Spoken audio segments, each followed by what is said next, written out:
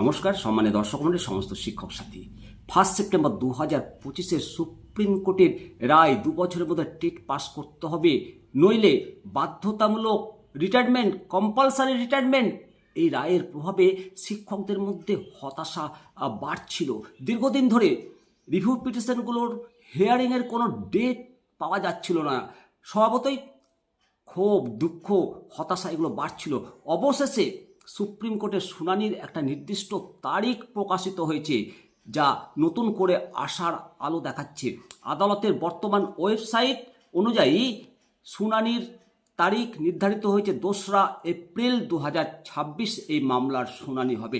আগামীকাল কি স্টেপ হতে চলেছে টেট মামলা, সমস্ত কিছু আলোচনা করব আপনাদের সঙ্গে আমি শিবরাম সরকার। বন্ধুরা, সুপ্রিম কোর্টের ওয়েবসাইটের তথ্য মোতাবেক মামলাটা 8 নম্বর সিরিয়ালে লিস্টেড রয়েছে এবং কোর্টের আভ্যন্তরীণ তথ্য থেকে জানা গেছে যে মামলাটি 2রা এপ্রিল কোর্ট নাম্বার 1-এর মিসলেনিয়াস হিয়ারিং লিস্টে রাখা হয়েছে। সেখানে আপাতত শুধুমাত্র 2টো রিট পিটিশন লিস্টেড রয়েছে। প্রথমটি হলো 1125/2025 শিক্ষক মহাসংঘ বনাম ইউনিয়ন অফ ইন্ডিয়া এবং দ্বিতীয়টি হলো 1248/2025 ছায়া বিদ্যা ডান্ডাবালো এবং অন্যান্য বনাম ইউনিয়ন অফ ইন্ডিয়া। এই যে দুটি পিটিশন মূলত ফ্রেশ অ্যাডমিশন এর জন্য লিস্টেড হয়েছে। এখানে একটা অস্পষ্টতা এবং কর্মীদের ওপর এর প্রভাব রয়েছে। শুনানির যে দিনক্ষণ স্থির হয়েছে, দিনক্ষণ স্থির হলেও বেশ কিছু আইনি এবং প্রযুক্তিগত বিষয়ে ধোঁয়াশা তো রয়েছেই।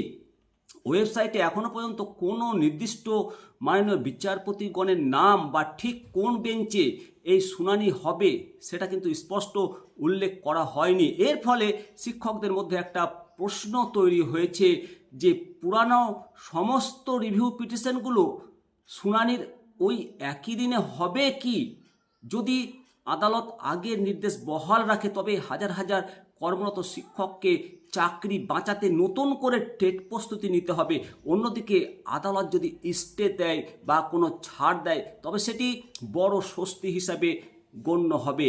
আগামী 2রা এপ্রিল রিভিউ পিটিশন একত্রে শোনা হবে, তা আদালতের বর্তমান যে ওয়েবসাইট থেকে যে তথ্য সেটা পুরোপুরি পরিষ্কার নয়।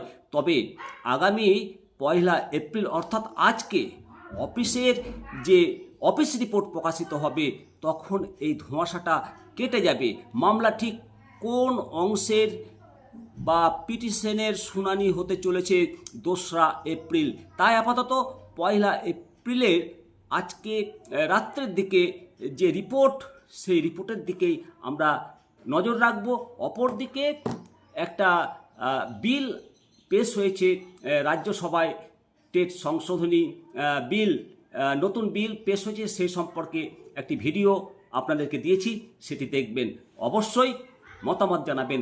ভালো থাকবেন। জয় হিন্দ, জয় ভারত, বন্দে মাতরম, ভারত মাতা কি জয়।